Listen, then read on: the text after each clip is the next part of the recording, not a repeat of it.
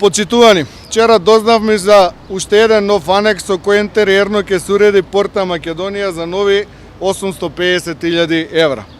Во време додека трае ребалансот, кога владата крати огромни средства од најранливите области, здравството и образованието, кога се задолжуваме речиси секојдневно, а сиромаштијата зафаќа се поголем број на семејства, власта отворено се фали со своето расипништво.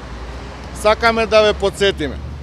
Сите овие 4 дена додека се расправа за ребалансот и пратениците од владеачкото мнозинство упорно тврдат дека е криза и дека треба да се штеди, владата потроши повеќе пари за реклами, фасади и споменици од парите кои со ребалансот ги крати, например, од здравството и образованието.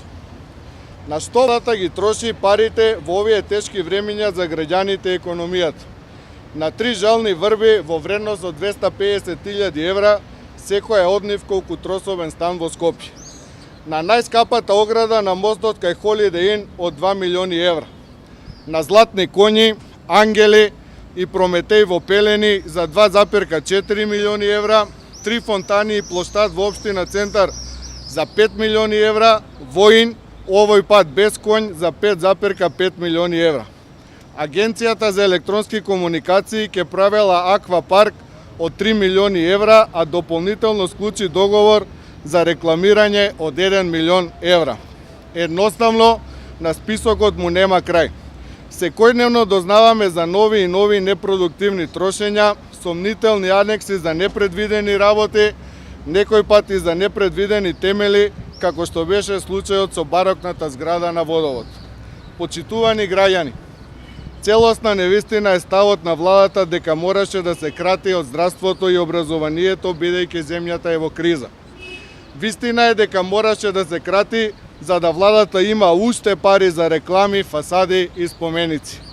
Само за периодот додека трае ребалансот во буџетот, власта ги потроши на луксузирање кратењата во здравството и образованието во износ од 20 на милиони евра.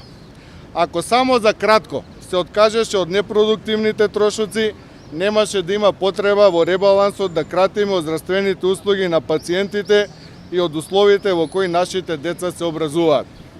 Власта е спремна да се откаже од се, само не од незиното приватно купче со кое се луксузира јалово, наделајќи се дека ќе купи рейтинг.